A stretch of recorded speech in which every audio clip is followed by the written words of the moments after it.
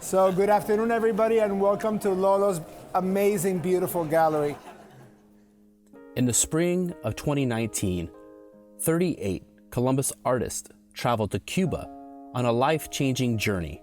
And here are some of their experiences.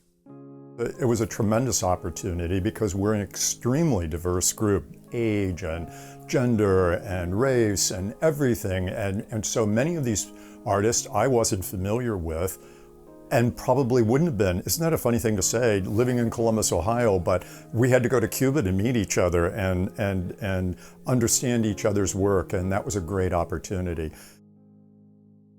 I think one of the things that I was the most fascinated by was this concept of being a maker to make and not being in the rat race of making.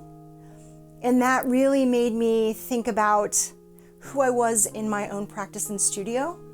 And I started to kind of forget about who's making around me and why they're making. I'm in there for a reason. Just like all those Cuban artists are in their studios making for a reason. There's this love for making. For me, I had never been out of the country, so that was a big cultural influence on me.